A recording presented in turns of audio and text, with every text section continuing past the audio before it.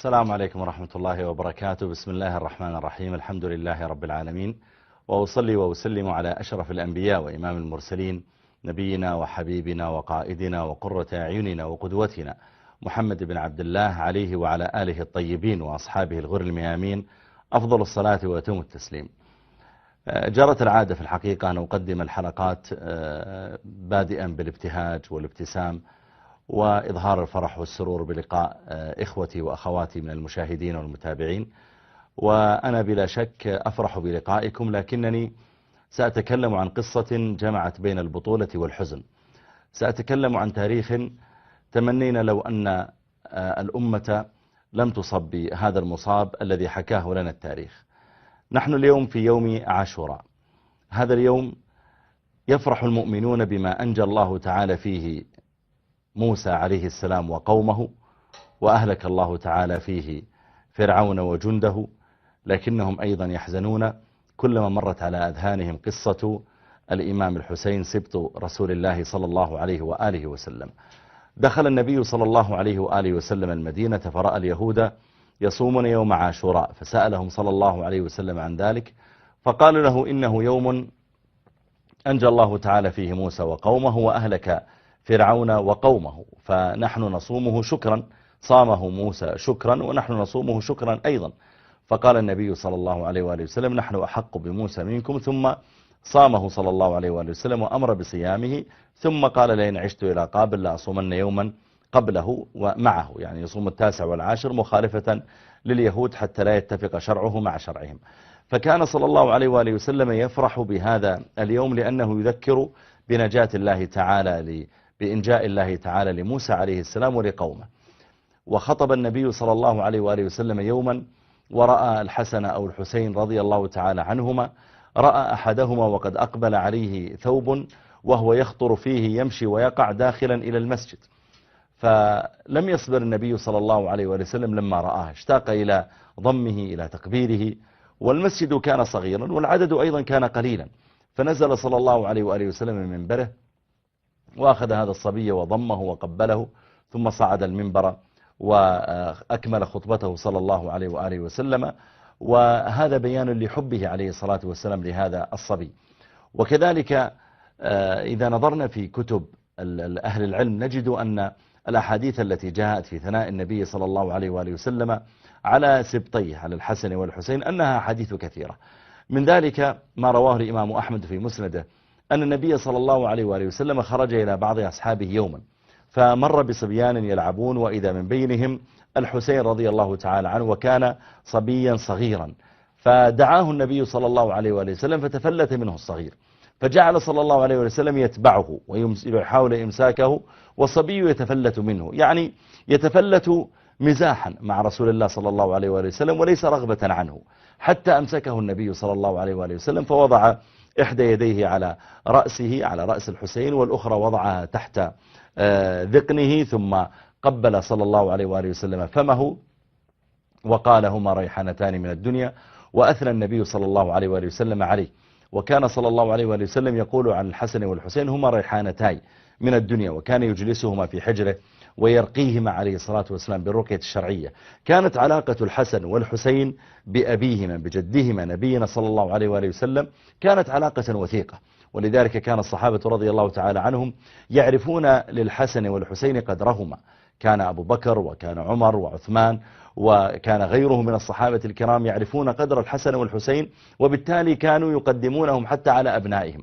عمر رضي الله تعالى عنه لما وزع مرة حللا بين بعض أصحابه وأعطى بعض الشباب، وقد صار الحسن والحسين في عهده شبابا كبيرا، فكأنه قدم الحسن والحسين على غيرهما وزادهما في المال وزادهما في الحلل، وأرسل إلى اليمن ليرسل لهما حللا خاصة لها قيمة خاصة وجودة خاصة.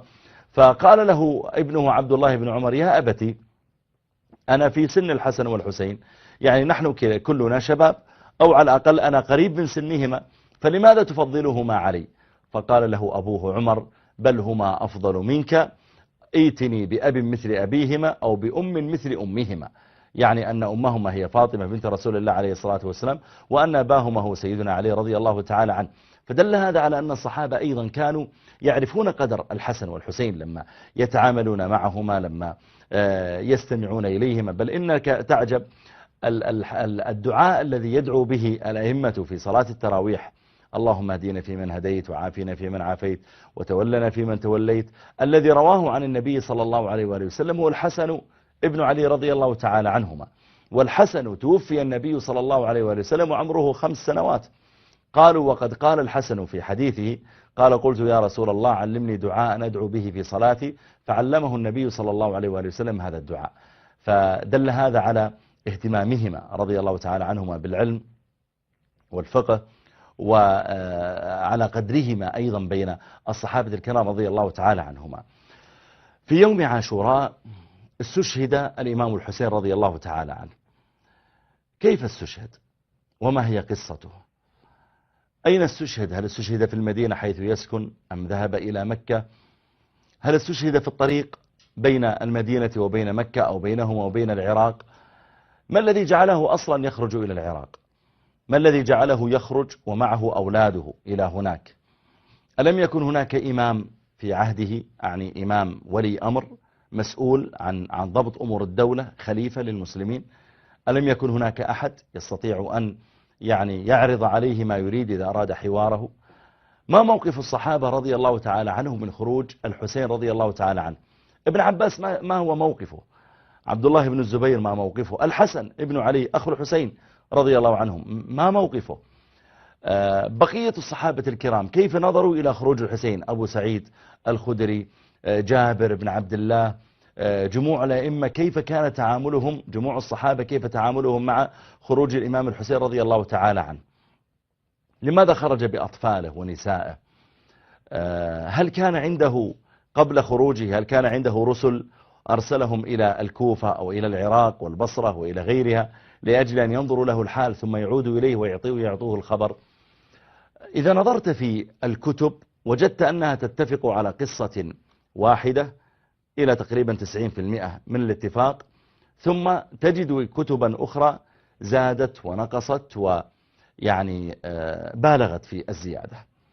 يعني مثلا أقرأ في بعض الكتب التي ألفها بعض علماء الشيعة، فيقول إن الجمل الذي له سنامان لم يكن موجودا قبل مقتل الحسين، فلما حملت ذراري الحسين رضي الله تعالى عنه وأخواته وزوجاته لما حملنا من الشام إلى المدينة على الجمال وركبت على الجمل، أنبت الله تعالى للجمل سناما آخر حتى يسترها، ثم استمرت الجمال هذه التي تسمى البخاتي، استمرت إلى يومنا هذا من ذلك الوقت.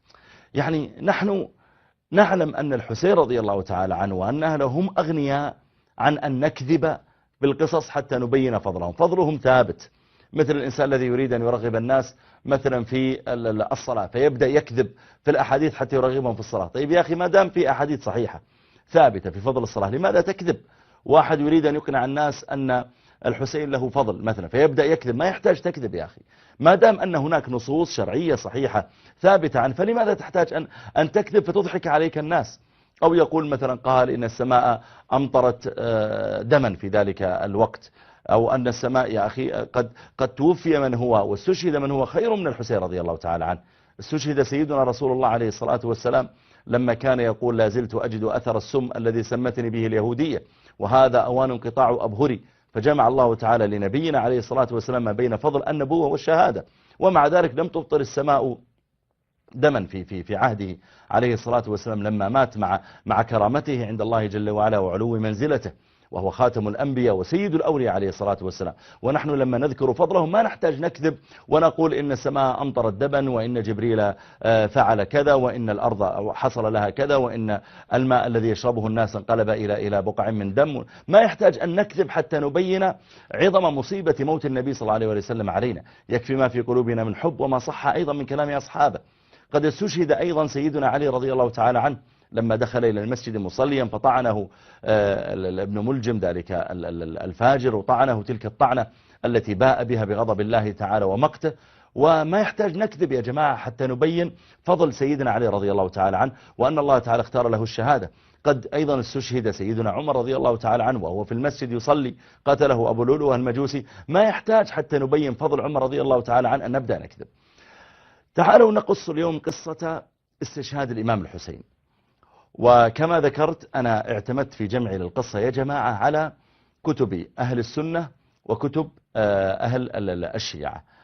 اتفقت كتب التاريخ على قصة محددة سأذكرها هنا، وأدعو الزيادات التي ذكرت كما ذكرت عن الجمل الذي له سلامان، وعن بكاء السماء، وأنهم ما رفعوا حجرا إلا وجدوا تحته دما إلى آخر ذلك. نحن ما نحتاج أن نكذب حتى نبين محبتنا للإمام الحسين. والعجيب يا جماعة، يعني أنا أستغرب لما يظن بعض يعني الناس من الشيعة، وأنا بالمناسبة يعني لي أصدقاء منهم قد جالستهم وحاورتهم، ومنذ أن كنت صغيرا يعني كان بجوارنا بعض جيراننا قوم من الشيعة، ودرس بعضهم معي في الابتدائية والمتوسطة الإعدادية والثانوية وفي الجامعة، وكان يقع بيني وبينهم حوار هادئ.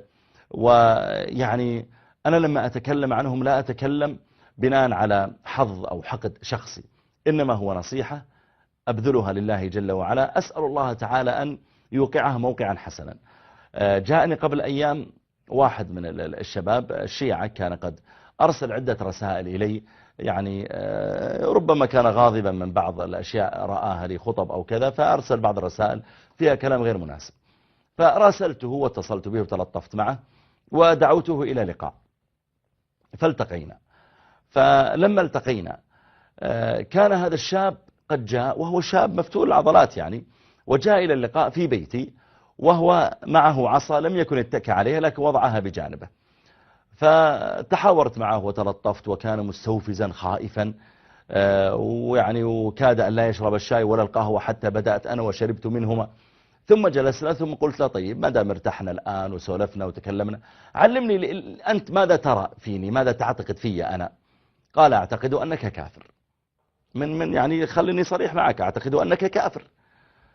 فقلت لماذا تعتقد أني كافر؟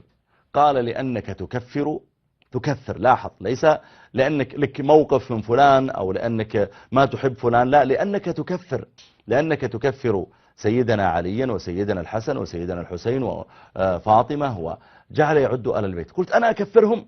قال نعم، أنت تكفرهم وتبغضهم، هذا ما تعلمته أنا وما قرأته عنك وعن أهل السنة.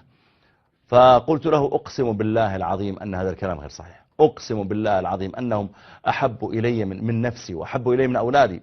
سكت، قال لا أنا ما أصدقك، أنت تفعل هذا تقية. قلت إن كنت كاذبا في كلامي فأسأل الله أن يهلكني الآن ويهلك ولدي هذا اللي يصب القهوة لنا، وأن وجعلت أدعو على نفسي حتى يصدقني.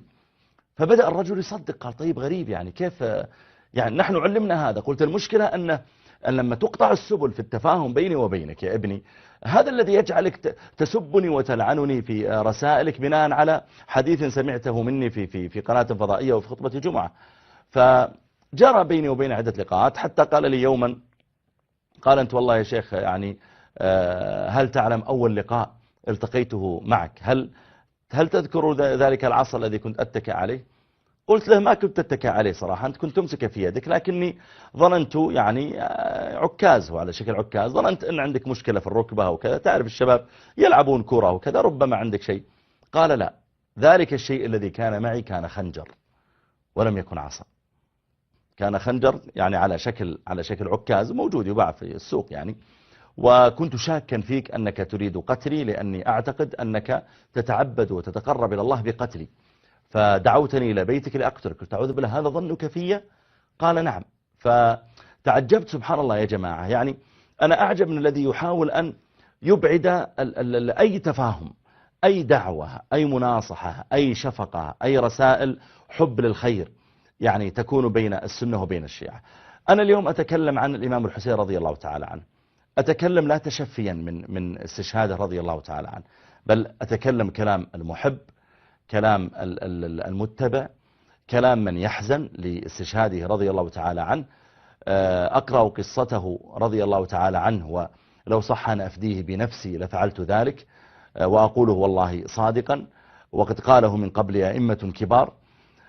لا أقوله فقط يا جماعة، أقول هذا الكلام يعني أسوق به لأجل أن يستمع إلي الشيعة، كلا، بل والله أقوله والله العظيم يعني، وأسأل الله تعالى يعني أن يوقعه موقعا صحيحا، أقوله والله صادقا من قلبي في محبة الإمام الحسين، وأتعبد لله تعالى بهذه المحبة.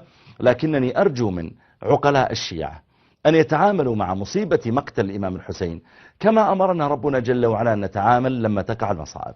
الذين إذا أصابتهم مصيبة قالوا إنا لله وإنا إليه راجعون.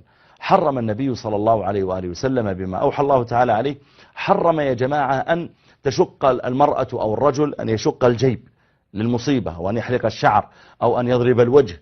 فإذا كان هذا محرما، شق الجيب وحلق الشعر وضرب الوجه، إذا كان هذا محرما يا جماعة، فما بالكم بمن يسيل اليوم دمه، أو يجتمعون جماعات ويضربون ظهورهم وجنوبهم بهذا الحديد ليسيل الدماء منها، أو ربما أيضا جرحوا وجوه أطفالهم وجباههم لأجل يعني ماذا ينتفع الإمام الحسين رضي الله تعالى عنه مثل ذلك؟ والله يا جماعة لو جمعت الأموال التي تصرف في مثل هذه المآتم وهذا التطبير، لو جمعت الأموال التي تصرف والقنوات التي تنقل، لو جمعت الأموال وبني بها مسجد رجي أجره للإمام الحسين، أو اشتري بها يعني طعام تصدق به ليكون أجره له، أو لكان هذا أنفع له رضي الله تعالى عنه من أن يفعل مثل ذلك.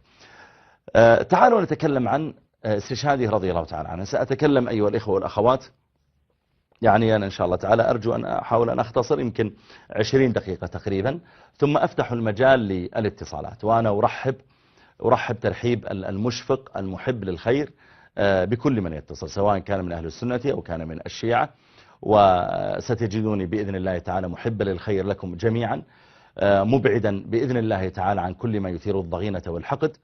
وأرجو أن نطوي صفحات ماضية يعني ربما كان فيها يعني بين السنة والشيعة ما كان، وندعو إلى يعني بذل النصيحة، إلى البذل الخير، إلى الاجتماع على كتاب ربنا جل وعلا، وعلى سنة نبينا صلى الله عليه وآله وسلم، وعلى تراث أصحاب رسول الله عليه الصلاة والسلام وآل بيته الطاهرين.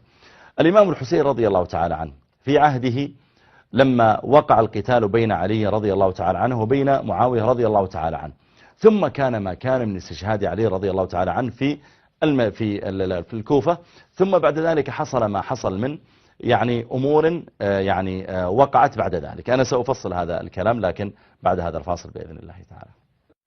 السلام عليكم ورحمة الله وبركاته. لا نزال نتكلم أيها الأحبة الكرام عن استشهاد الإمام الحسين رضي الله تعالى عنه.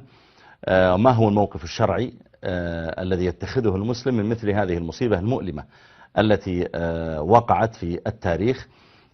هل الذي وقع في التاريخ من العظائم هو فقط استشهاد سيدنا الحسين رضي الله تعالى عنه، أم أن هناك أيضا وقائع أخرى؟ تعالوا نحكي لكم القصة. الإمام الحسين رضي الله تعالى عنه ولد في عهد النبي صلى الله عليه وآله وسلم، وسماه النبي صلى الله عليه وآله وسلم الحسين كما سمى أخاه الحسن، وكما ولد محسن أيضا وسمي لكنه يعني توفي مبكرا. الإمام الحسين عاش حتى جاءت خلافة أبيه علي رضي الله تعالى عنه. وقع ما وقع بين علي ومعاوية رضي الله تعالى عنهما، وصار علي رضي الله تعالى عنه يحكم في الكوفة، وصار معاوية يحكم في الشام، حتى استشهد علي رضي الله تعالى عنه بمن دخل إلى المسجد وهو داخل إلى صلاة الفجر، وطعنه رضي الله تعالى عنه.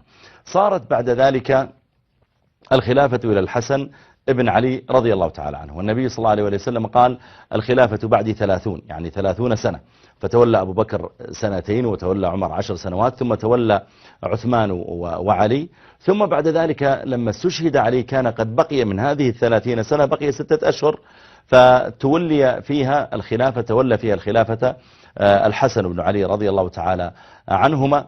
ثم أراد الحسن أن تجتمع الأمة كلها على خليفة واحد بدل ما تكون الأمة متفرقة إلى خليفتين، فتنازل الحسن بن علي رضي الله تعالى عنه لمعاوية رضي الله تعالى عنه، واجتمعت الأمة على معاوية، وحكم الناس بالخلافة لمدة 20 سنة، وجعل مقر الخلافة في دمشق في الشام، وصار الناس يدينون له بالولاء سواء في العراق بنواحيها في الكوفة والبصرة وبغداد وفي غيرها، وكذلك في الشام ونواحيها، في الحجاز ونواحيها، في نجد، في اليمن، في مصر. جعلت الأمة كلها تجتمع على إمام واحد، على معاوية رضي الله تعالى عنه. لما اقترب لما أصيب معاوية أيضا، هو أصابه أيضا محاولة اغتيال، ولكنه سلم وعاش بعدها. ولما أشفى على مرض الموت وكبر سنه فعل ما لم يفعله الذين من قبله، فإن النبي صلى الله عليه وآله وسلم توفي وهو لم ينص على خلافة أبي بكر، لكن كان يشير إشارات.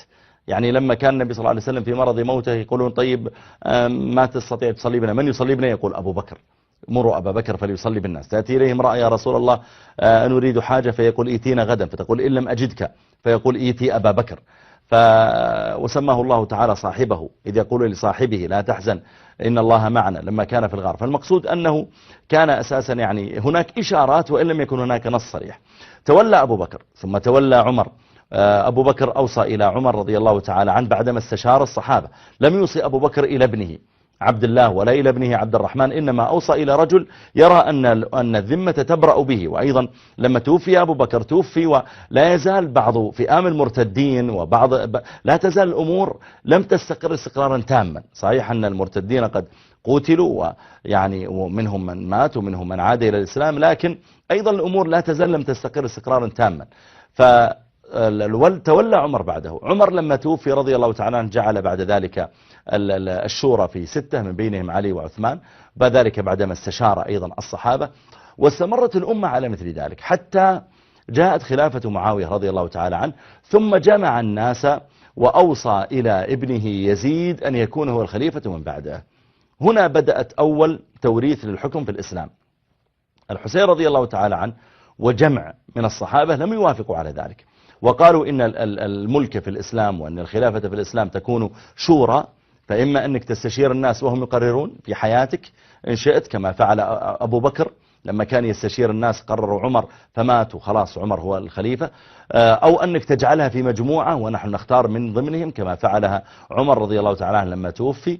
أما أن تنص بعد وفاتك إن ولدي هو اللي يكون خليفة، ثم بعد ذلك ولدك أيضا يكون يقول ولدي هو الخليفة، وكان يزيد له ولد اسمه يعني خالد كما ذكر بعض المؤرخين، فهذا لا يكون. فاعترض من اعترض من الصحابة، وبعضهم أطاع، وذلك لأجل أن لا يحدث فرقة في الأمة، وذلك أن معاوية رضي الله تعالى عنه أصر على ذلك وأخذ البيعة لابنه يزيد. سكت الحسين رضي الله تعالى عنه، سكت الحسن وبقية الصحابة حتى توفي معاوية رضي الله تعالى عنه، ثم قام يزيد بالخلافة. خلاص البيعة مأخوذة منتهية له، فقام بالخلافة. أهل الكوفة في ذلك الحين كان الأمير عليهم النعمان بن بشير رضي الله تعالى عنه، صحابي من خيار صحابة النبي عليه الصلاة والسلام. فأرسلوا إلى الإمام الحسين رضي الله تعالى عنه وقالوا له إننا نريد أن نوليك الإمامة، وأنت أحق بالإمامة، أحق بخلافة من يزيد بن معاوية. وفعلا الحسين رضي الله تعالى عنه خير من يزيد بن معاوية بغير نقاش يعني. فنريد أن نوليك أنت الخلافة علينا، فإيتي إلينا حتى تصبح أنت الوالي علينا. بدأ الحسين رضي الله تعالى عنه يعني يفكر في الموضوع بجدية. هو إلى الآن لم يبايع يزيدا، وبالتالي هو لم ينزع يدا من طاعة ولا من بيعة. أنا ما بايعت يزيد أساسا حتى تقول إني نزعت يدي من بيعته وطاعته. وإن كان بعض العلم يقول إذا بايع أهل الحل والعقد لزمت البيعة الجميع، لكن هذا مما ذكره يعني ابن تيمية وغيره من حال الحسين رضي الله تعالى عنه أنه لم يكن ينزع اليد من رجل بايعه. فاستمر الحسين رضي الله تعالى عنه يفكر في هذا الأمر، وأهل الكوفة يراسلونه يبعثون إليه بالكتب، حتى امتلأ بيته كتبا من أهل الكوفة ووصلت إلى 18,000 كتاب. يعني كلهم يقولون تعال نبايعك، تعال تكون أنت الخليفة، تعال خذ الخلافة، انطلق بالخلافة من الكوفة كما كان أبوك فيها. فجعل الحسين رضي الله تعالى عنه يفكر في هذا الموضوع، يفكر في مسألة الانتقال إلى الكوفة. بلغ يزيد بن معاوية شيء من ذلك، وجعل يحاول أن يهدئ الأمر، وراسل ابن عباس رضي الله تعالى عنه وأمره بتهدئة ما يكون من الحسين، وألا يخرج الحسين، وأنه لا يرغب في أن يكون بينه وبين الحسين بن علي رضي الله تعالى عنه شيء. وكان يزيد قد كتب أيضا أبياتا يعني في ذلك من ذلك يقول: يا قومنا لا تشبوا الحرب إذ خمدت، وأمسكوا بحبال السلم واعتصموا، لا تركبوا البغي إن البغي مصرعه، وإن شارب كأس البغي يتخم، قد غرت الحرب من قد كان قبلكم من القرون، وقد بادت بها الأمم فأنصفوا قومكم، لا تهلكوا بذخا فرب ذي بذخ زلت به القدم. وجعل يزيد يحاول أن يهدئ الأمر مع الحسين رضي الله تعالى عنه. أجمع الحسين أن يخرج، وجعل الصحابة يتوافدون إليه، كل واحد يحاول أن ينصحه بعدم الخروج. أقبل إليه عبد الله بن عمر رضي الله تعالى عنه وقال: يا حسين لا تخرج، يا حسين والله إن كنت خارجا فإنه ليس في هذا خير، ابقى هنا. جعل يحاول فيه، فقال الحسين: خيرا إن شاء الله، لكنه لم يقتنع في داخله بعدم الخروج إلى الكوفة. أقبل إليه أخوه الحسن وقال له: لا تخرج إلى هناك. وأقبل إليه من أقبل يقول له إن النبي صلى الله عليه وسلم يقول إن الله خيرني بين الدنيا والآخرة فاخترت الآخرة. فيقولون له: أنت من ذريته، ليس لك الدنيا، ليس لك الخلافة في الدنيا، فإن النبي صلى الله عليه وسلم أباها وأبى التمتع بالدنيا، كيف أن تأخذها؟ وحاولوا أن يجدوا له النصوص الشرعية لإقناعه رضي الله تعالى عنه، لكنه كان يرى أن بيعة يزيد ينبغي أن يعترض عليها، واجتهد في ذلك رضي الله تعالى عنه. وأهل الكوفة أيضا بكثرة الكتب التي أرسلوها إليه شجعوه في داخله على أن يخرج إليهم. أقبل إليه حتى ابن عباس وقال له: يا حسين والله لو استطعت أن أمنعك بأن أدخل أصابعي في شعرك فأتعلق بك حتى يرانا الناس فيعجبون منا في سبيل أن أقعدك لفعلت. فقال له الحسين: بارك الله فيك. فأرسل يزيد بن معاوية إلى ابن عباس وقال: أنت كبير آل البيت. وكان ابن عباس يعني قد شاخ في ذلك الحين وكبر، وهو له من العلم وهو التقى والتفسير والفتوى، له مقامه رضي الله تعالى عنه. فأرسل إليه يزيد يريد أن يقنع الحسين، لكن الحسين رضي الله تعالى عنه لم يقبل. والحسين بدأ يخطط للخروج إلى الكوفة، فأرسل مسلم بن عقيل ابن عمه، أرسله إلى الكوفة، قال: أريدك تتأكد لي من الأمر، تشوف لي الوضع فعلا، هل فعلا هل هذه الكتب حقيقية التي وصلتني؟ هل هم فعلا يعني هم قادرون على أن يعني ينصروني إذا جئت إليهم؟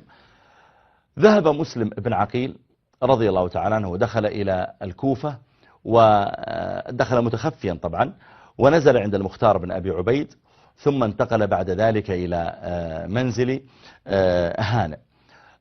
هانئ بن عروة، ونزل عنده، وكان خائفا من أن يعلم عنه أحد، وجعل الناس يأتون إليه يبايعونه، حتى بايعه 12,000 وكتبوا بذلك كتبا. فأرسل مسلم بن عقيل إلى الحسين رضي الله تعالى عنه أن أقبل إلينا.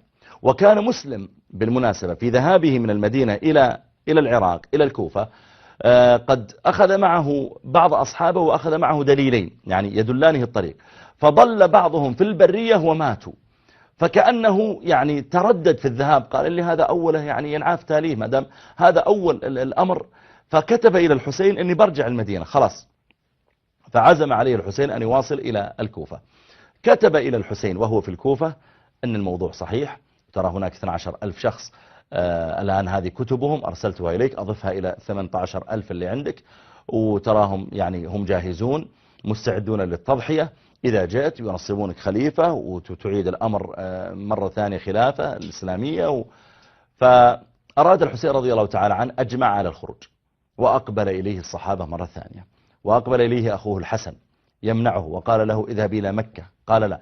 قال: فاذهب إلى اليمن، أنت في العراق تقترب من الشام ومن أصل الخلافة لبني أمية، فاذهب إلى اليمن فإن فيها شيعة لأبيك، يعني ناس محبون، وفيها يعني مقدرة على العيش وعلى تكوين دولة.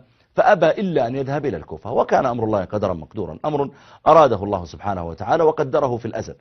فخرج رضي الله تعالى عنه إلى الكوفة، ومسلم بن عقيل في ذلك الحين لا يزال يدعو الناس. بدأ الأمر يعني يتفلت ويخرج، فعلم النعمان بن بشير، وكان هو أمير الكوفة، علم بذلك، فجاء يحل الموضوع بهدوء، وخطب الجمعة بالناس ووعظهم وذكرهم: اتركوا عنكم هذه الأمور. والنعمان بن بشير من خيار صحابة النبي عليه الصلاة والسلام. فكأن يزيد لم يعجبه أن النعمان يحل الأمور بهذا الهدوء، فكتب إلى أمير البصرة عبيد الله بن زياد، احفظوا هذا الاسم فإنه مجرم، سنتحدث عن إجرامه بعد قليل. كتب إلى عبيد الله بن زياد أمير البصرة، قال اذهب إلى الكوفة سريعا وكن أنت الأمير، ويعني ونقيل النعمان بن بشير من الإمارة. فعبيد الله بن زياد عنده أخوه عثمان جعله أميرا على البصرة، وذهب إلى الكوفة وصار هو الأمير عليها. وعلم أن مسلم بن عقيل بدأ يتحرك في دعوة الناس وفي يعني إقناعهم يعني مبايعة الحسين إذا جاء. والعجيب أن عبيد الله بن زياد لما دخل إلى الكوفة دخل ملثما، فصار الناس وهو ملثم يقولون يعني ظنوه الحسين، لأنهم يترقبون كل يوم الحسين بيوصل. في السابق ما كان عندهم يعني وسائل اتصال يعلمون متى خرج وكم بقي له. فكان عبيد الله بن زياد قد دخل ملثما إلى الكوفة ويسير بين الناس متوجها إلى قصر الأمارة ليصبح الأمير، والناس يرونه ويقولون السلام عليك يا ابن رسول الله صلى الله عليه وسلم، السلام عليك، يظنونه الإمام الحسين رضي الله عنه، لأن قلوبهم تعلقت بمجيئه رضي الله تعالى عنه في أي لحظة. فكانوا يقولون السلام عليك يا ابن رسول الله صلى الله عليه وآله وسلم، فكان لا يجيبهم، حتى قال مرافق معه من حرسه، قال إن هذا عبيد الله بن زياد أميركم الجديد. فيعني كفوا عن ما كانوا يقولون وذهب حتى نزل في القصر. كان عنده عدد من الوزراء ابن الأشعاث ومجموعة، وجعل يعني يحاورهم ويريد أن يعلم يعني يريد أن يخترق التنظيم مثل ما يقال. يعني الآن مسلم بن عقيل رضي الله تعالى عنه ابن عم الحسين صار عنده مجموعة من الناس، ويعني رتبهم لأجل أن يستقبلوا الإمام الحسين وأن يقاتلوا معه إذا جاء وأن ينصروه، وهم الذين كتبوا أسماءهم وبايعوه وأرسلوا إليه قديما أسماء ثم أرسلوا إليه أسماء أخرى. فهذا إن صح التعبير هو تنظيم يعني لأجل مبايعة الإمام الحسين. أراد عبيد الله بن زياد أن يخترق هذا التنظيم، فدعا رجلا اسمه معقل، رجل من أهل الشام، قال خذ يا معقل هذه 3000 درهم، وأريدك أن تأتي لي بالأخبار عن مسلم بن عقيل، تحركاته من عنده، من الأشخاص اللي وقعوا معه، كل تحركات مسلم بن عقيل أحضرها لي. أخذ معقل هذا الرجل الشامي أخذ هذا المال ومضى حتى دخل إلى المسجد، وجاء ونظر في الآن يريد خيط يجره إلى بقية الأمر، فنظر وإذا في رجل يصلي في المسجد ويطيل الصلاة ويتعبد، فأقبلها معقل هذا وجلس جنبه. فلما انتهى الرجل من صلاته قال له معقل يمثل عليه يعني، قال له أنا رجل من أهل الشام، أنا محب لآل بيت رسول الله صلى الله عليه وآله وسلم، وسمعت أن عندكم ابن عم النبي صلى الله عليه وسلم مسلم بن عقيل، وأنكم تجمعون لأجل مبايعة سبط رسول الله صلى الله عليه وسلم الإمام الحسين، وأنا أريد أن أقف معكم وأريد أن يعني أساعدكم وأنا معي مال. فقال له هذا الرجل ولماذا اخترتني أنا بالذات يعني دون غيري من المسجد؟ فقال أني قد رأيت عليك سيمة الخير والنور في وجهك، وعلمت أنك أكيد لابد أنك من أتباع بيت رسول الله صلى الله عليه وسلم. فارتاح ذلك المصلي وصار فعلا من أصحاب مسلم بن عقيل، وقال له يعني بارك الله فيك والحمد لله أن الله يعني وفقك إلى مثل ذلك، وأخذه من يده ومضى به إلى بيت هانئ بن عروة وأدخله على مسلم بن عقيل. وكان مسلم بن عقيل يتخفى أصلا يعني ولا يقابل كل الناس، ما هو عبيد الله بن زياد يبحث عنه في كل موطن، كيف يعني بهالسهولة تدخل عليه؟ وجاء هذا الرجل وكان يحسن يعني يشتغل جاسوس استخبارات، فكان يبقى عندهم طول النهار، ثم إذا جاء الليل وأووا إلى فرشهم خرج بذهب أنام عند أهلي يعني، ويذهب إلى عبيد الله بن زياد ويعطيه تقرير عن كل اللي حصل اليوم، من اللي جاءه، ما هي أسماؤهم، ما هي الأموال التي دفعوها، متى اليوم اللي ناوين يخرجون فيه، ومتى اليوم الذي ينتظرون فيه الحسين، يعطيه التفصيلات، وكل يوم يأتي ويعطيه تقريرا كاملا بالموضوع. وجعلت الأيام تسير وصار يعني مسلم بن عقيل مكشوفا في أخباره كلها عند عبيد الله بن زياد. جعلت الأيام تتتابع موعد وصول الإمام الحسين إلى العراق يقترب، فأراد عبيد الله بن زياد أن يقطع الموضوع مبكرا. فدخل عليه يوما محمد بن الأشعث وأسماء بن خارجة، فقال لهما: ما فعل هانئ بن عروة؟ فقالوا: ما صنع شيئا، إنما هو مريض باق في بيته. يعني هو ما يأتي كثيرا، لأن هانئ من وجهاء الكوفة كان، ولذلك مسلم بن عقيل دخل عنده وسكن من وجهاء الكوفة ومن رجالها الكبار ومن قبيلة بني مذحج التي لهم صولة وجولة ولهم وزنهم. فقال: ما فعل؟ قالوا: والله مريض وكذا، لذلك ما يأتيك. قال: اعزما عليه أن يأتيني. قال: إنه مريض. قال: اعزما عليه يأتيني. فمضيا حتى أقبل إلى هانئ بن عروة وقال له: يا هانئ، إن عبيد الله بن زياد يسأل عنك، وأنت رجل من وجوه الكوفة، أنت رجل من الأعيان، كيف ما تأتي تسلم على الأمير؟ يعني على الأقل مرة في الأسبوع، مرتين. فقال: اعتذر لي منه. قالوا: والله لتأتين أو ليرسلن إليك من يأتي بك، عيب أنك ما تذهب إليه. فلا زال به حتى قام ودخل على عبيد الله بن زياد. عبيد الله بن زياد أصلا عنده تقارير يومية عن هانئ بن عروة، ما هو الجلسات كلها والاجتماعات في بيته أصلا، ويصله التقرير يوميا. فلو يسأل هانئ بن عروة: أعطني أخباري لمدة ربما أيام ماضية، يعطيك كل يوم ما الذي حصل، فهو عارف كل اللي عنده. فهانئ بن عروة مهما حاول أن يفر يمينا أو يسارا أثناء الحديث، فإن هذا كله مكشوف عند عبيد الله بن زياد. فلما وقف أمام عبيد الله بن زياد قال له عبيد الله، أول ما رآه عبيد الله بن زياد قال: أريد حياته ويريد قتلي، عذيرك من خليلك من مرادي. أنا أريد حياتك وأنت تخطط لقتلي، عذيرك من خليلك من مرادي، أنا جعلتك خليلا، اعذروني يا جماعة، هذا لن يكون خليلي، عذيرك من خليلك من مرادي، هذا لن يكون خليلي بعد اليوم. فقال له هانئ بن عروة: وماذا تعني؟ البيت، اختيارك لهذا البيت وراءه شيء، ماذا تعني؟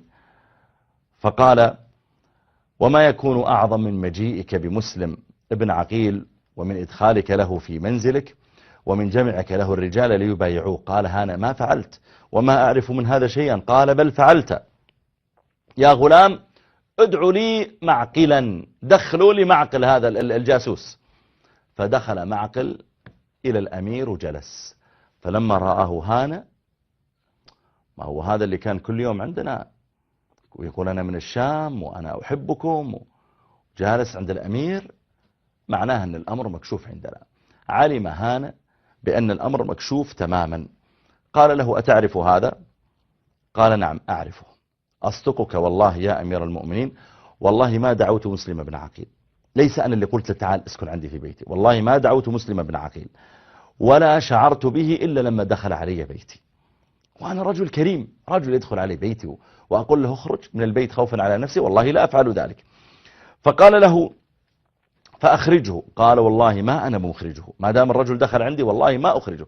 قال: فأين ذهب الآن؟ قال: والله ما أدري. قال: ما تفارقني حتى تأتيني به؟ قال: والله لا أتيك به. رجل ثابت وعنده عهد ووفاء. قال: والله لا أتيك به. أو يحمل عني أني أسلم ضيفي ليقتل؟ رجل جاء ونزل عندي ضيفه وأجي أقول لك خذ أقتله؟ هذا لا يليق بي. قال: إذن أقتلك. قال: فافعل. فقام بن زياد غضبان ومعه خيزران، معه عصا، وضرب بها وجه هانئ، فجرحه في حاجبه وكسر أنفه وجعل الدم يسيل عليه. قبيلته سمعوا بالموضوع واشتهر عندهم أنه قتل ولا سال منه الدم، فاجتمعت القبيلة كلها وجاءوا عند القصر وأرادوا يعني يقتحموا القصر دفاعا عن ابنهم. فخاف منهم عبيد الله بن زياد، ما يريد يكثر عليه الأعداء، فقام إلى القاضي شريح وقال: ادخل عليه وانظر هو حي بس. فنظر إليه شريح قال: اخرج إليهم وقل والله إنه حي، يعني ما قتله الأمير لكن مسجون لأن في قضية. فدخل عليه شريح ثم خرج إليهم وقال: أيها الناس، أما صاحبكم فوالله إنه حي يرزق عند الأمير، فما يحملكم على الفتنة، انصرفوا. فانصرفوا. بدأ عبيد الله بن زياد يستعمل الأشراف والقضاة ويحاول أن يعني يقضي بهم على الفتنة. مسلم بن عقيل علم أن هانئ بن عروة اللي هو ساكن عنده أصلا أنه قبض عليه وأنه الآن في الأمارة عند عبيد الله بن زياد. فعلم أنهم اليوم أو غدا سوف يكبسون عليهم، فقال ما فيه الآن إلا أن نغزو عبيد الله بن زياد في قصر الأمارة، ونتملك نحن قصر الأمارة ونكون نحن الأمراء في الكوفة لحد ما يصل إلينا الحسين. نحن ننتظر الحسين الآن، وأنا معي 18,000 ثم معي 12,000، وين هذا 30,000 جيش عرمرم. وترى يا جماعة لما نقول 30,000 في ذلك العصر هذا رقم يحكي، يعني ليس رقما عاديا يعني يعتبر. اليوم ربما الرقم قليل بحكم كثرة الناس وسهولة تنقلهم، هذا الرقم في عهدهم كان رقما كبيرا. فناده 30,000 اللي كتبوا أسماءهم، فلم يأتي إليه إلا 4,000 منهم. أخذها 4,000 ومضى بهم وحاصروا قصر الأمارة، فخاف عبيد الله بن زياد وهو داخل، خاف أن يهجموا عليهم، ما عنده جند يعني يكفون لقتال هؤلاء، وأيضا رجل جديد على الكوفة ما يثق في الجند الذين بين يديه، وأصلا أمير في البصرة. فجعل يحاول في الأشراف والقضاة ورؤوس القبائل، جمعهم عنده في القصر، ومنذ أن علم جمعهم عنده، وأمرهم بأن يخذلوا قومهم. وصار كل رئيس قبيلة يعطيه من المال ويخرج يقول يا بني فلان ارجعوا، ترى ما في مصلحة من القتال ولا تثيروا فتنة. يخرج أمير القبيلة الثاني وقد أعطي له مال، يا جماعة ارجعوا. فبدأوا يخذلونهم. وجاءت النساء والآباء الشيوخ الكبار إلى أبنائهم وهم واقفون مع مسلم بن عقيل. المرأة تقول لزوجها ليش تقتل وانت عطائك ماشي من بيت المال، وليش توقف في هذا المكان. وجعلوا يتسللون حتى صلى معه في صلاة العصر منهم، بعد ما كانوا يعني 4,000 صلى معه في صلاة العصر منهم 350، ثم صلى معه في صلاة المغرب منهم 60، ثم صلى العشاء وحده. ما وجد أحدا، كل المجموعة اللي معه تفرقوا بالأموال وبغير ذلك. فخرج مباشرة من المكان وجعل يطوف في الكوفة، يعني يبحث عن مكان يأوي إليه، وهو نزوله عند أي شخص معناه خطر على هذا الشخص الذي نزل عنده. فأقبل يطوف في الكوفة ومنشغل باله على الحسين. الحسين الآن رضي الله عنه متى بيأتي، إيش الوسيلة التي أستطيع أن أبلغ بها بالموضوع. فتعب ووقف عند باب وطرق الباب، وفتحت له امرأة فاستسقاها ماء، فخرجت إليه بماء وأعطته له وشرب، ورد إليها الإناء ودخلت وأقفلت الباب. فجلس الرجل على عتبة الباب ما يدري أين يذهب في هالليل، وهو أيضا ليس من أهل الكوفة يعرف مداخلها ومخارجها، فنقول والله يعرف كذا وكذا، ما يعرفه، ليس من أهل البلد أصلا. المرأة لبثت قليلا وفتحت الباب لحاجة، وإذا الرجل جالس. قالت يا رجل إن جلوسك في هذا المكان ريبة، جلوسك في هذا المكان عند بيتنا يجعل الناس يشكون فيا أو يشكون فيك، إيش اللي مجلسك عند عتبة بابي وأنا امرأة؟ فقال يا امرأة أنا مسلم بن عقيل ابن عم الحسين رضي الله عنه، هل عندك مأوى؟ قالت المرأة نعم، وأدخلته، وكان البيت هو بيت مولى لمحمد بن الأشعث صاحب عبيد الله بن زياد. جلسوا مسلم بن عقيل وقفز هذا المولى إلى محمد بن الأشعث. الآن محمد بن الأشعث يعني يعتبر هذا بالنسبة له إنجاز، هو اللي قبض على مسلم بن عقيل يتقرب به إلى عبيد الله بن زياد. فأرسل محمد بن الأشعث الشرط وقبضوا على مسلم بن عقيل، وجاءوا به حتى أوقفوه إلى مسلم، أوقفوه حتى جاءوا به إلى محمد بن الأشعث. أخذه محمد بن الأشعث يمضي به إلى عبيد الله بن زياد، فسالت الدموع من مسلم بن عقيل، فالتفت إليه وقال له ابن أشعث يقول له يعني إن من يطلب مثل ما تطلب لا يبكي إذا نزل به مثل ما أرى. يعني أنت تطلب خلافة الآن وتبكي، مفروض تكون عندك استعداد أن تتحمل كل شيء في سبيلها. فقال إني والله ما لنفسي أبكي وما لها من القتل أرثي، وإن كنت لم أحب لها طرفة عين أن تترف. أنا ما أتمنى الموت، لكن ما أبكي خوفا من الموت، ولكن أبكي لأهل المقبلين إلى الكوفة. الحسين ومعه يعني 60 رجلا من قريش، ومعه نساؤه وأطفاله معه. في ناس مقبلين الكوفة أريدهم أن يرجعوا، ما يدرون ايش اللي حصل.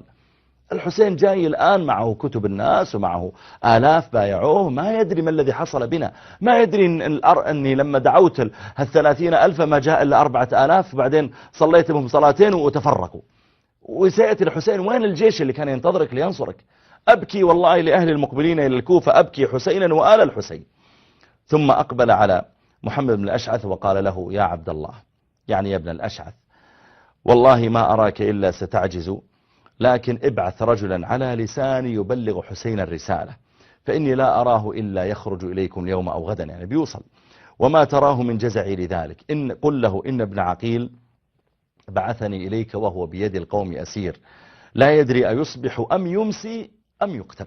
ما أدري هل أنا بيدخل عليه الصبح وأنا حي، ولا بيدخل عليه المساء بكرة وأنا حي، ولا سأقتل بينهما. بلغوا الحسين هالكلام وقولوا له: ارجع بأهلك ولا يغرنك أهل الكوفة، فإنهم أصحاب أبيك الذي تمنى فراقهم بالموت أو القتل، إنهم قد كذبوك وكذبوني. الناس قالوا بنبايعك وننصرك، ترى ما عندك أحد، هؤلاء المجموعات كلهم تفرقوا، ارجع يا حسين إلى مكانك. ممكن يا ابن الأشعث ترسل أحد يبلغ الرسالة للحسين أرجوك. ابن الأشعث طبعا ما يستطيع يعمل هذا البطولة وهذه الخدمة، ما يستطيع يعملها إلا بإذن عبيد الله بن زياد، ما هو أصلا يشتغل عنده.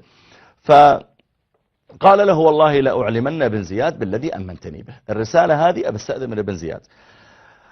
أخذوا المسلم ابن عقيل وأدخلوه. دخل محمد بن الأشعث على ابن زياد قبل مسلم وقال: إن مسلم بن عقيل دخل وأمنته وإني جئت به. قال: ما من قال لك تؤمنه؟ أمنته يعني أعطيته أمان من القتل. قال: من قال لك تؤمنه؟ أنا الأمير، ما لك حق أنك تعطي أحد أمان إلا بإذني أنا، من قال لك أصلا أنك تؤمنه؟ فجيء بمسلم بن عقيل، وكان ابن زياد يعني على حنق عظيم على مسلم بن عقيل وعلى أولئك الذين ناصروه، ويحاول أن يعني يسجل إنجازا عند يزيد بن معاوية حتى يوليه أكثر ويعطيه أكثر. فلما جاء وقف بين يديه مسلم بن عقيل علم أنه مقتول لا محالة. قال له ابن زياد: إني قاتلك. قال: فإني أريد أن أوصي. قال: أوصي. طيب أوصي لمن؟ أنا من فيكم أمين أعطيه الوصية. فجعل يلتفت يمينا ويسارا، فرأى عمر بن سعد بن أبي وقاص رضي الله تعالى عنه، فقال: يا عمر، إن بيني وبينك رحم. سعد بن أبي وقاص هو خال النبي صلى الله عليه وآله وسلم، وبالتالي هو يعني خال فاطمة، لأنه خال أبيها وهو خال الحسين يعني، وهو ابن عمي يعني، بينه هو أقرب من المجموعة اللي جالسين. قال: إن بيني وبينك رحم، فهل تأخذ الوصية؟ فسكت. قال له ابن زياد: نعم. قال: نعم. فقال: قم خالني، قم أعطيك الوصية على جنب، يعني ليس أمام ابن زياد. فتردد عمر، ما يريد يقتل بعد، وابن زياد السيف حامي. فقال له ابن زياد: نعم، قم معه نسمع وش عنده. فقام حتى وقف معه جانبا، فترحى قريبا، فقال له مسلم: إن علي دينا في الكوفة 700 درهم فاقضها عني. شوف الحرص يا جماعة على حقوق الناس.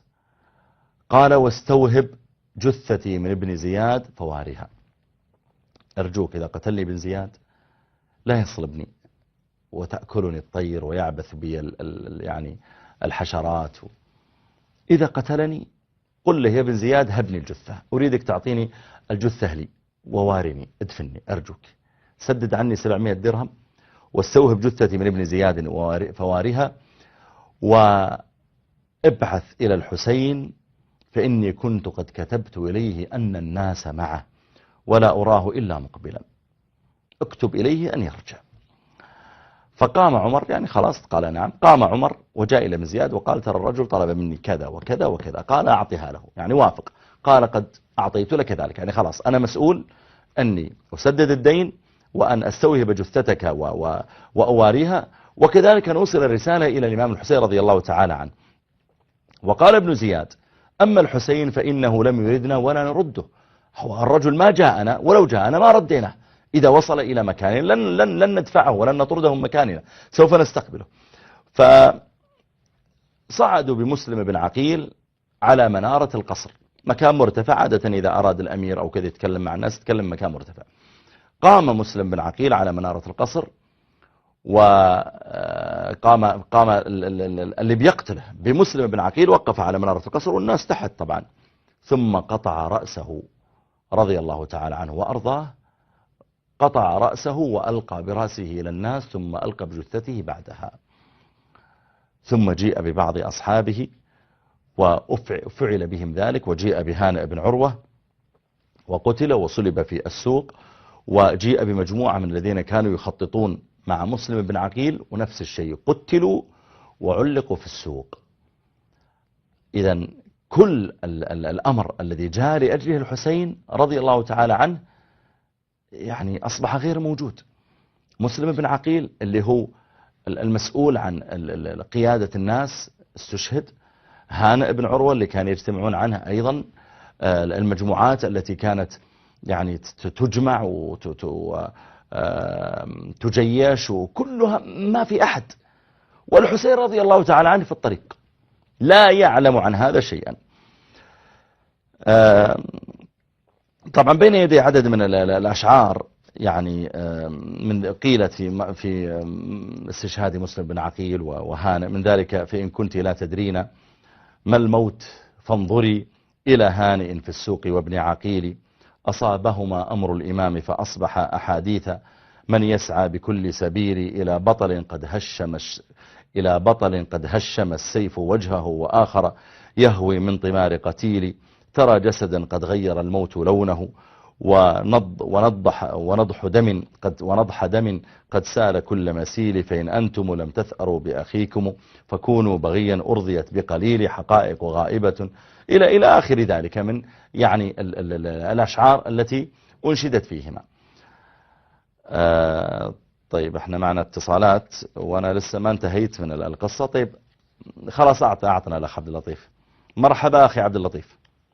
السلام عليكم. وعليكم السلام ورحمة الله وبركاته. مرحبا بك عبد اللطيف.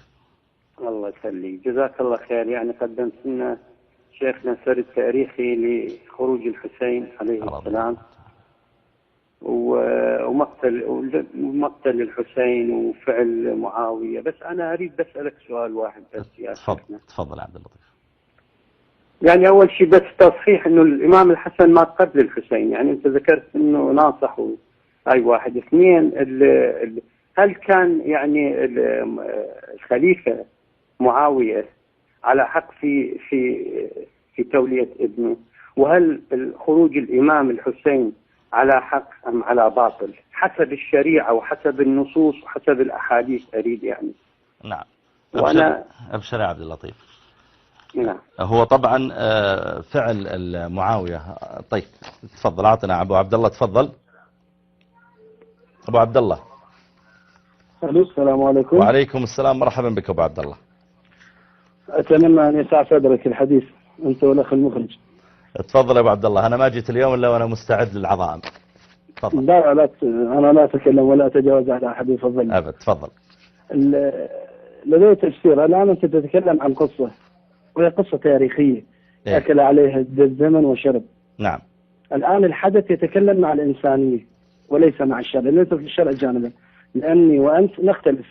نعم. لأنك تقول معاوية رضي الله عنه وهو سالب خلافه ومتآمر مع روم، وتعرف أنت قصة معاوية وكيف بنى ملكه بأموال الروم. نترك هذا الشرع أوكي، لأن الشرع نحن الآن بعيدين عن الشرع، نتكلم عن قصة إنسانية. رجل يقتل ويذبح ويلقى برأسه كما قلت، قدمت لمسلم بن عقيل، ويقذف من شاهق ويمثل بجثته. هذا بعيد عن الإنسانية، انتهينا. ثم يأتي الإمام الحسين، ليس الإمام الحسين، يأتي رجل ومعه صبية ونساء وهو ليس على حق ومختلف معك 100%، فيقتل بهذه الصورة ويمثل به ويؤخذ برأسه على القناة. وهذا لم تشهده البشرية حتى في عصر النازية، لأن حتى هتلر عندما أحرق اليهود أحرقهم ثم دفن جثثهم. الآن أريد منك، إذا أنت الآن أمام الله سبحانه وتعالى، إن انت الحساب في الآخرة أمام الله، يزيد يقال عنه رضي الله عنه أمام هذا العمل، عمر بن سعد يقال رضي الله عنه أمام هذا العمل، عمر بن زياد يقال زياد عبيد الله بن زياد يقال له رضي الله عنه أمام هذا العمل، أمام الإنسانية. والله خلق الإنسان للإنسانية، خلي هذا في ميزان المعادلة الإنسانية والقوانين الربانية وأعطني نتيجة واضحة وبلا تسويف. أبشر أبو عبد لا الله. نحتاج إلى زخرف القول وعليه السلام. أبشر أبو عبد الله. أبو عبد الله، هل أنت سمعتني أثناء كلامي قلت عن يزيد أو عن عبيد الله بن زياد رضي الله عنه؟ قلت عن عمر بن سعد. عمر بن سعد بن أبي وقاص. أنا ترضيت عن أبيه ولم أترضى عنه هو. أنا قلت ابن سعد بن أبي وقاص خال رسول الله صلى الله عليه وسلم رضي الله عنه، ولم أترضى عن عمر بن سعد. ولا يعني أني أعتبر عمر بن سعد كافرا، لا، لكني أدعو للصحابي الذي يقال عنه رضي الله تعالى عنه. وبالتالي عبيد الله بن زياد ويزيد بن معاوية وكل من اشترك في قتل الحسين رضي الله تعالى عنه أو وقعوا فيما وقعوا فيه، هؤلاء لا يستحقون أن ندعو لهم، أمرهم إلى الله سبحانه وتعالى. يزيد بن معاوية لما قال ابن الإمام أحمد لأبيه قال تحبه؟ قال ومن يحب يزيد بن معاوية؟ لكن أبو عبد الله السؤال الآن، لو وقعوا فيما وقعوا فيه ووقعوا في هذا الضلال وهذا القتل وهذا الظلم، هل هذا يعني أننا أخرجناهم من الإسلام إلى الكفر وأنهم أصبحوا في حكم أبي جهل وأبي لهب في جهنم خالدين مخلدين فيها مع فرعون وهامان وقارون؟ أبو عبد الله أعطني دقيقة. تفضل. في 2009 و2008 أنت على من مر الجمعة في يوم عاشوراء قلت بما مؤداه وليس معنى لأن لا تذكر الكلمات إن الحسين قتل بسيف جده لأنه خرج طالبا الحكم. هاي واحد. الآن قبل قليل أنت قلت إن الحسين كان يفكر ويماري نفسه وتريد أن تمهد إلى أن الحسين عليه السلام كان طالبا الملك. بالله عليك وأنت عاقل، هل من الممكن أن يخرج رجل ب60 شخص لقتال ناس وهو يطلب الملك وهو يطلب الدنيا؟ الآن قضية عقلية منطقية. أحسنت، صحيح. الكتب أبو عبد الله جانبا قضية منطقية. هل من المنطق أن يجعجع 30,000 أو 20,000 أو 5,000 برجل ومعه 60 وهو يطلب الدنيا ولا يتراجع؟ حبيبي أبو عبد الله، السؤال هل طلب الملك أصلا هل هو خطأ؟ أليس يوسف قال اجعلني على خزان الأرض إني حفيظ عليم؟ هل طلب الملك خطأ؟ هذا ليس ملك. طيب طلب الخلافة.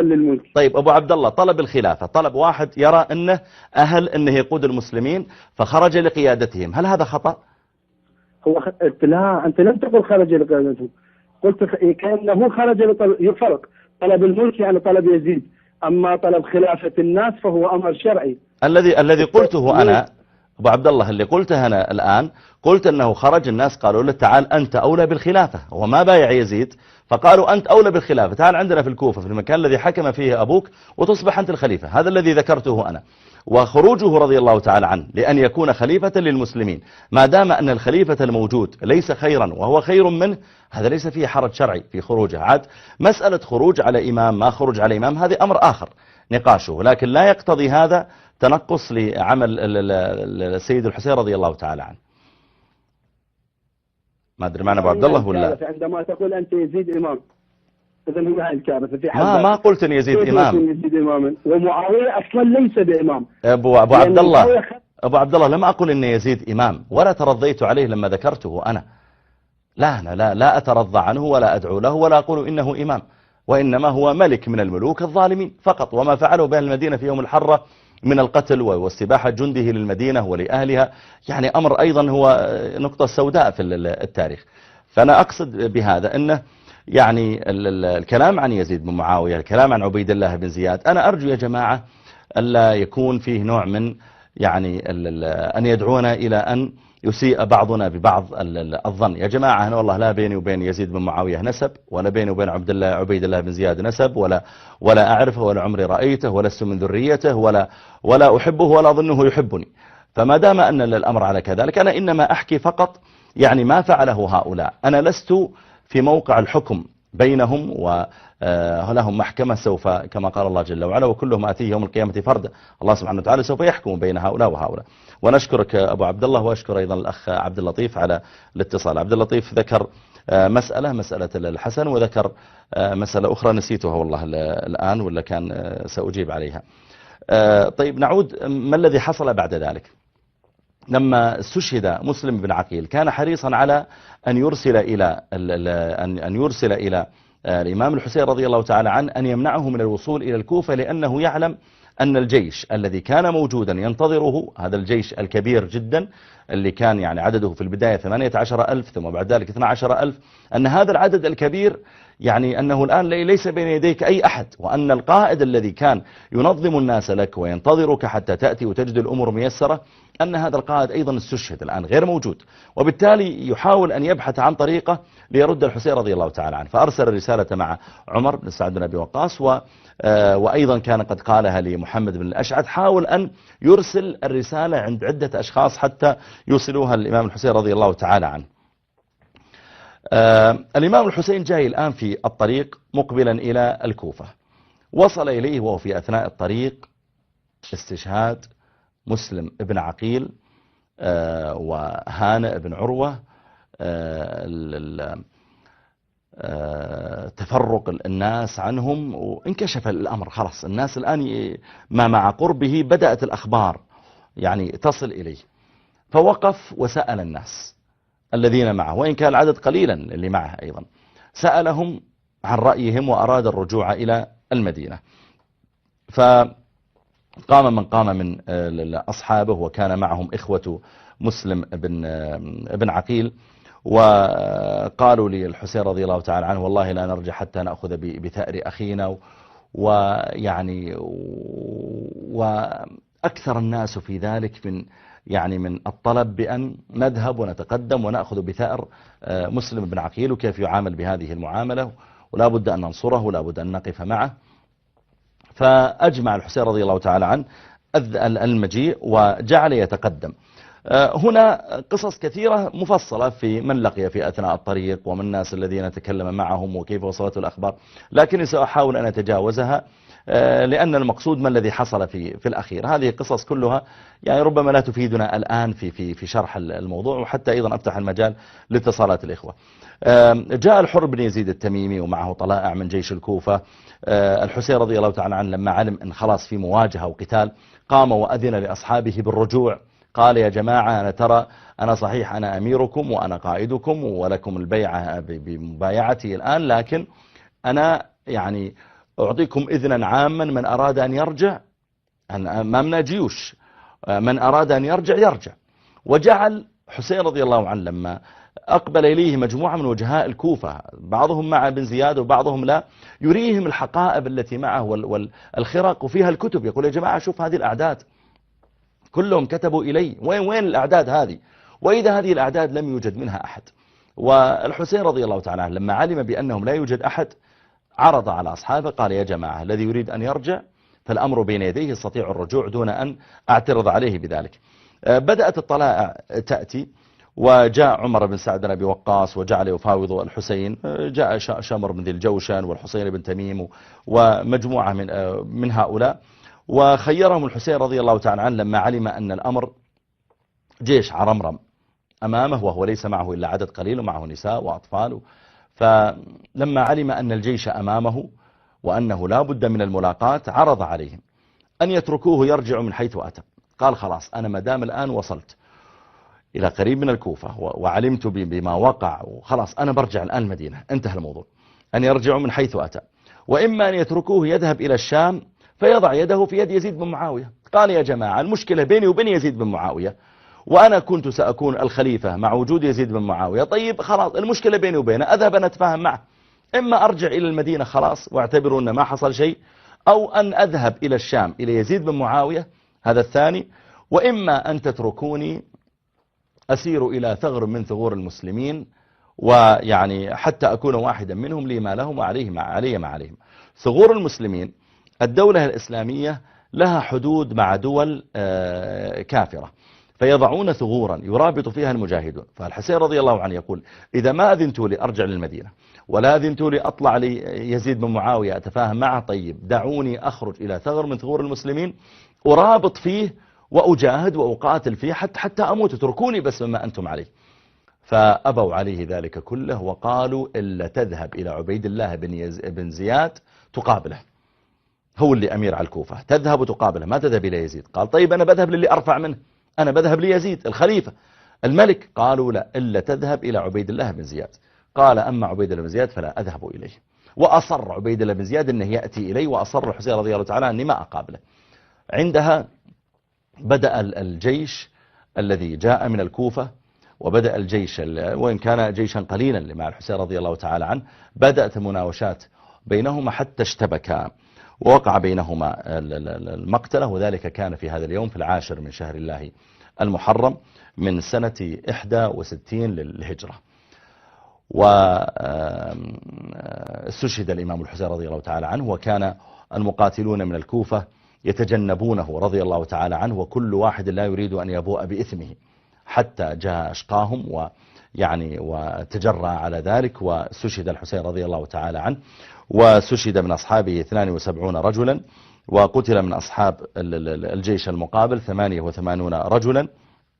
بعد انتهاء المعركة حمل أبناء الحسين من بقي معه، وكان معه عدد طبعا من الناس، يعني ممن معه من أولاد علي رضي الله تعالى عنه، من الذين استشهدوا من أولاد علي رضي الله عنه اللي هم إخوان الحسين، وإن لم يكونوا من أبناء فاطمة. فعلي رضي الله تعالى عنه بعد وفاة سيدتنا فاطمة تزوج ورزق بأولاد. ممن استشهدوا مع الحسين جعفر بن علي، والعباس بن علي، وأبو بكر بن علي. والعجيب حقيقة أني لما كنت أحضر المادة وأقرأ في كتب الشيعة لتحضيري أيضا بعض المعلومات منها، ما وجدتم يذكرون أبو بكر بن علي أنه قتل مع الحسين رضي الله تعالى عنه. وقتل محمد بن علي وعثمان بن علي، وأيضا لم يذكروه. ومن أولاد الحسين قتل علي الأكبر، وهو غير علي الأصغر، عنده 2 كلاهما علي. وقتل أيضا من أولاد الحسن عبد الله والقاسم وأبو بكر، أبو بكر ابن الحسن بن علي بن أبي طالب. أيضا هذا مع الأسف وجدته غير مذكور، ما أدري يعني هل لأن اسمه أبو بكر، مع أنه ثابت في عدة كتب أنه فعلا اسمه أبو بكر، وأنه استشهد مع الإمام الحسين رضي الله تعالى عنه، وهو ابن الحسن ابن علي. جاء برأس الحسين حتى وضع في طست بين يدي عبيد الله بن زياد، فكان معه قضيب، وجعل قضيب عصا، وجعل يحرك به يعني الرأس ويذكر حسنه وبهاءه. فقال له أنس بن مالك وكان جالسا، قال له ارفع يدك، فوالله لطالما رأيت رسول الله صلى الله عليه وآله وسلم يضع فاه على هذا الفي، يعني على هذا الفم اللي تحرك بالعصا بهذا الذي بين يديك، فجذب العصا. أنس بن مالك رضي الله تعالى عنه يعني كان متألما مما يرى، لكن ما يملك شيئا، ما يستطيع أن يفعل شيئا. وبالتالي هو ما دام أنه الله جل وعلا لا يكلف نفسا إلا وسعها، ما دام أنه ما يستطيع أصلا أن يصنع شيئا، فهو يحاول أن يصلح بقدر المستطاع، أن يقدم النصيحة بقدر المستطاع. وكان هناك مجموعات من الصحابة أصلا يسكنون في الكوفة وفي العراق في ذلك الحين. طبعا حمل أهل من بقي من أبناء الحسين رضي الله تعالى عنه، وبعض النساء حملنا، وأسكنهن عبد الله بن زياد في بيت في الكوفة، في بيت حسن. وما ذكر يا جماعة من الإهانة ومسلسلتهن هذا كله والله غير صحيح. ثم حمل هؤلاء على أحسن هيئة وأجمل صورة إلى يزيد بن معاوية في الشام، وأسكنهم أيضا في بيوت حسنة. وكان معهم علي بن الحسين، وكان مريضا لم يشهد المعركة، ثم بعد ذلك خيرهم بين المكوث عنده وبين الرجوع إلى المدينة، فاختار الرجوع إلى المدينة، فأخرج معهم يعني العبيد والجنود الذين يحرسونهم وبعض وجهاء الشام، حتى أوصلوهم راجعين بعد ذلك إلى المدينة. طبعا يزيد بن معاوية غضب لما علم عن مقتل الحسين، وقال لماذا يعني عبد الله بن زياد لم يعطه أحد هذه الثلاث، يعني إما أن يرجع، وإما أن يأتي إليه، وإما أن يذهب إلى ثغر، ليش أنت مصر أن يأتي إليك؟ وقال لعن الله ابن مرجانة، وجعل يسب عبيد الله ابن زياد لما صنعه، وكان ذاك يفعله أصلا تقربا إليه.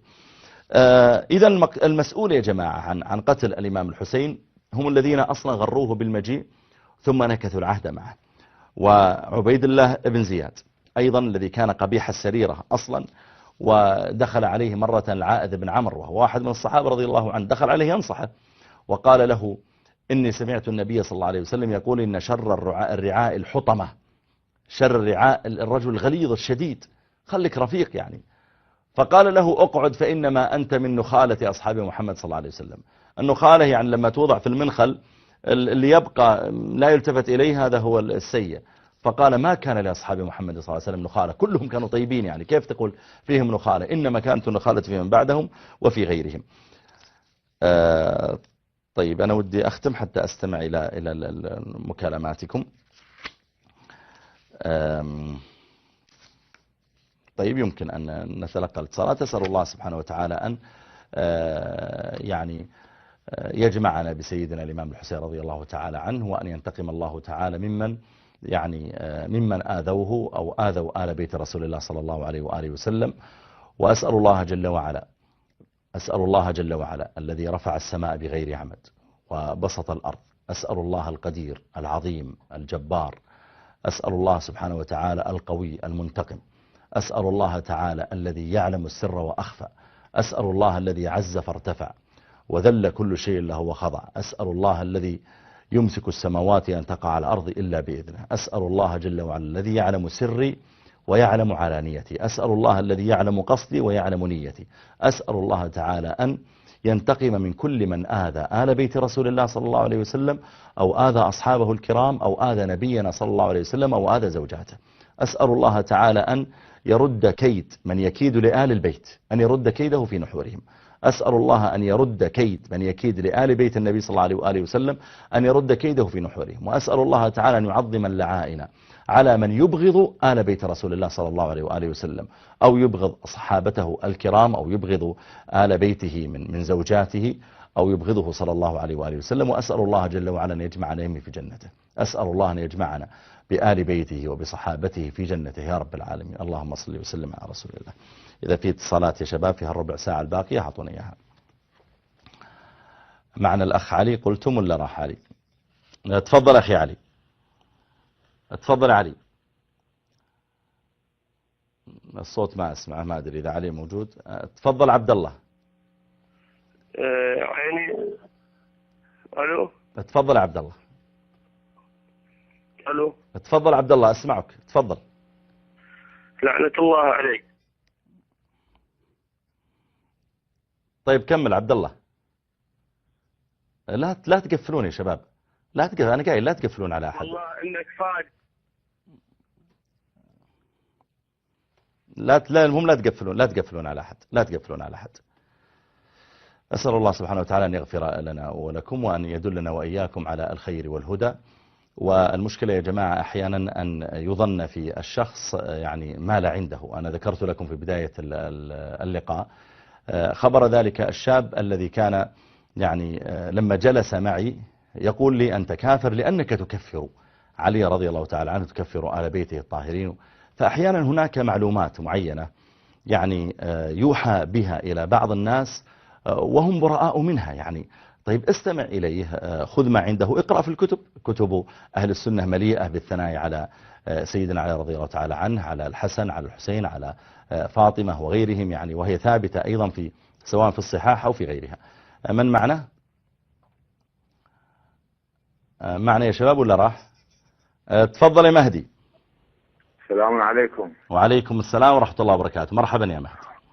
ألف هلا، أنا مهدي من العراق وشيعي. يا مرحبا. أقدم لك بالتحية والاحترام، وأحب أن أكون معك لطيف، ولأن شوية جذبتنا بالكلام الحلو. الله يسلمك. ولكن اللي حق الاحترام على كلامك يعني ما عرفت تتقبل أبد لا. تفضل. بالنسبة لك أفرغت قصة الحسين واستشهاده وكأنه قضية عابرة، وكأنه قصة جبران خليل جبران. يعني الحسين طلع بهدف، وانت تعرف احسن منه، وانت قاري وسمعان وشايف، وانت ما يراد لك شيء، يعتبر عالم من علماء الدين. احنا هسه خلافنا وياكم شنو مثلا السنة والشيعة، اللي حاليا القنوات مخبوصة، كل من يحكي قبل هذا يدق على راسه، وهذا يقول هاي غلط وذا. احنا ليش ما نوجه هالاذاعات هاي ونترك كل موضوع ونوجهها للمسيح، لليهود؟ والا اتخذتوا طريقه الامام علي عليه السلام، قالوا ليش ما كمل الفتوحات؟ قال لاصلح الاسلام لانه خرب من الداخل، مو صحيح؟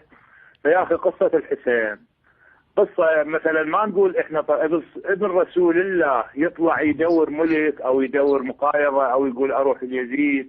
هو ما قال هذا الشيء طبعا، وكل التاريخ يذكر وكل الامور تذكر، ولكن نريد الانصاف. الانصاف ليست لمغثة الشيعة، فهذا كلام انا اعتبر قبل مني يعني بحسن نية، انا اعتبره لمغثة الشيعة، ناس جاي تلطم وتطبخ وتاكل، مو شيء بدعة.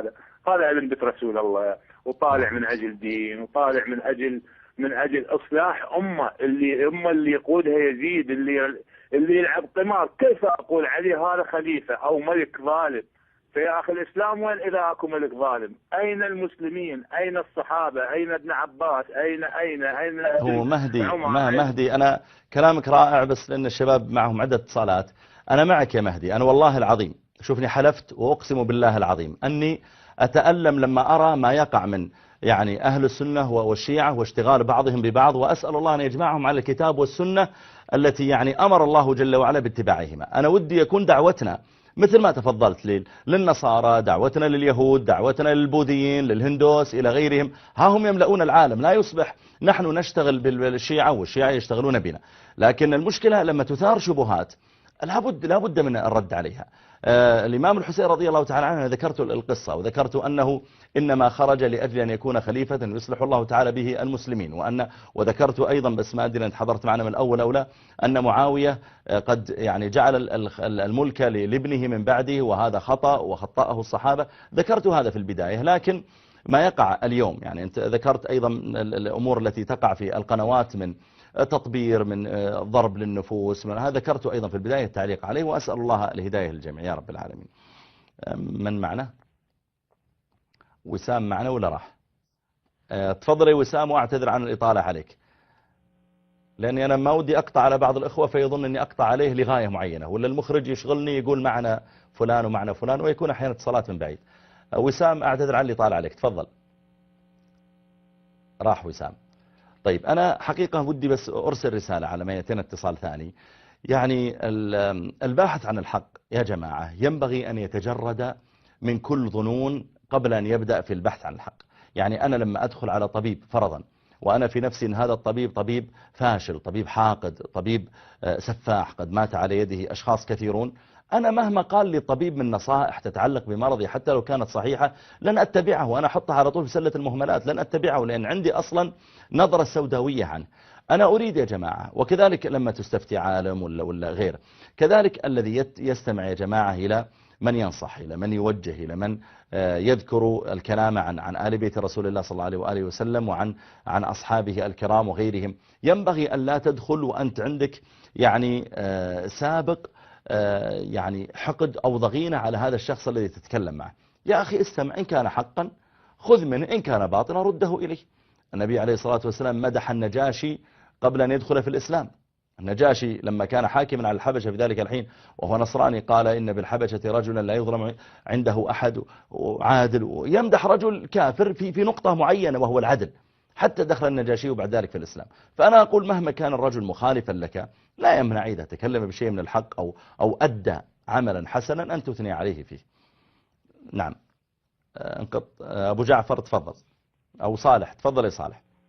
السلام عليكم يا شيخ. وعليكم السلام ورحمة الله وبركاته. مرحبا يا صالح. وترى يا شيخ إني أحبك. الله يغفر لنا ولك. صالح في أبو جعفر ينتظر الآن على الخط، فأعطني تكفى اللي عندك يا شيخ.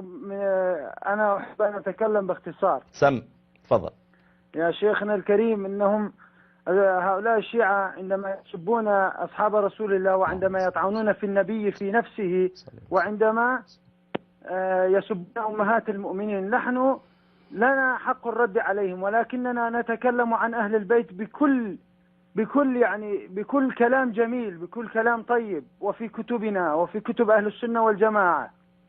نحن لا نتكلم بكلام مسيء. أرجو منك أن تبين لهم عندما يسبون أصحاب رسول الله، وعندما يسبون أمهاتنا أمهات المؤمنين رضي الله تعالى عنهم أجمعين، وعندما يطعنون في رسول الله، وعندما يشركون في الله ويطعنون في الله نفسه، حاشاه وكفاه. وشكرا لك يا شيخ. أبشر، بارك الله فيك، الله يجزيك خير، وهذا الذي نفعله إن شاء الله في الحلقة. أبو جعفر معنا ولا راح؟ وياك أنا يا أبو عبد الرحمن. يا مرحبا يا أبو جعفر. حياك الله أبو عبد الرحمن. احنا نريدك الله يسلمك أبو جعفر وياك. الله يحييك. حياك الله أبو عبد الرحمن. نريدك الحل الوسط اللي ترضي الطرفين إن شاء الله وبيك البركة إن شاء الله.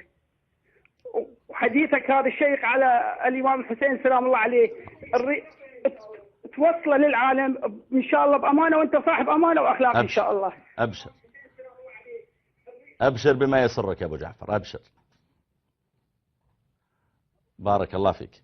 أنا حقيقة يعني ودي بس يا جماعة مثل ما ذكرت أن يؤخذ هذا الكلام طيب عطنا الاتصال إذا جاء، أن يؤخذ هذا الكلام بحسن ظن وبتقبل، أن ندع يا جماعة يعني مثل ما ذكر مهدي لما اتصل، يعني يقول المفروض دعوتنا تكون موجهة يعني اليهود للنصارى، لأن هذا المفروض الذين يا جماعة المفروض نشتغل فيهم.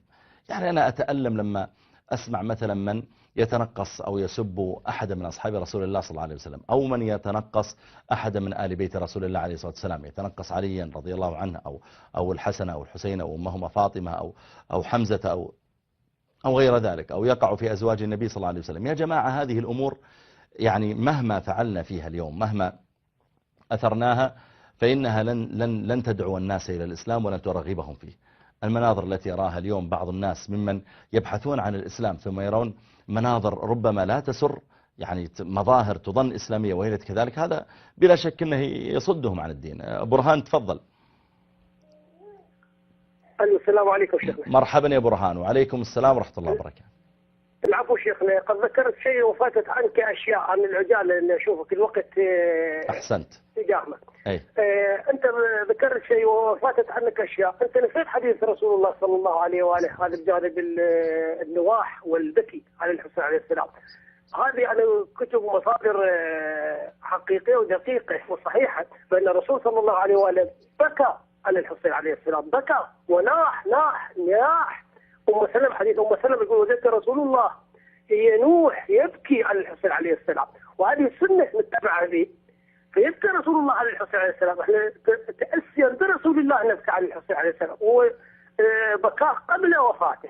فكيف بعد وفاته؟ هاي المقطوع. والمقطوع الثاني لو تسمح لي، اكو عندي صديق مسيحي، فهذا المسيحي قال لي انتم المسلمين تقطعتوا، يعني اصبحتم كسيل الزبائن على هذا مال الانهر، كانوا متفرقين. شنو سببكم؟ ليش بعد انتم امبراطوريه كسرتوا الفرس والروم؟ لماذا تقوقعتوا اسرائيل بقلبكم؟ قلت له قال انا اعرف. قلت له تعرف؟ قلت شلون؟ قال اعرف، لان انتم عندكم حديث يقول الرسول صلى الله عليه واله اني تارك فيكم الثقلين ما ان تمسكتم بهما فلن تضلوا من بعدي.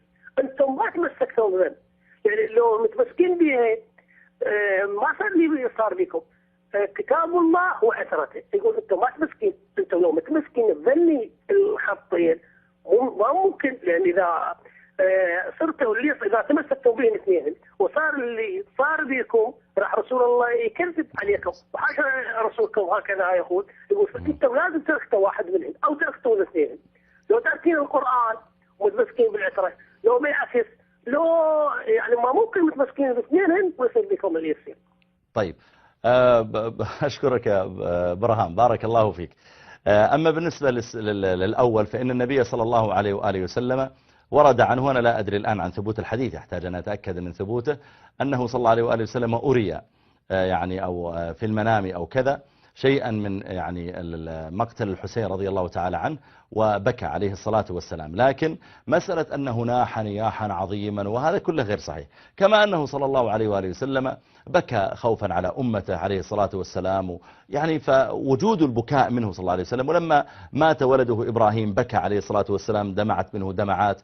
فوجود هذا شيء، وما يقع اليوم من النياحة العظيمة وضرب الرؤوس وإسالة الدماء وضرب الصدور وغير ذلك على الحسين، هذا كله باطل بلا شك. ولن تجد أبدا لا ذرية الحسين رضي الله تعالى عنه فعلوه، ولا يعني أبو جعفر الصادق ولا موسى الكاظم ولا غيره من الأئمة العلماء الذين جمعوا بين الإمامة والعلم، لن تجد أن هؤلاء فعلوا ذلك. أما بالنسبة للحديث الذي ذكرته فإن الصحيح هو كتاب الله وسنتي وعترتي، ذكرها بعض أهل العلم على أنها بعض الروايات.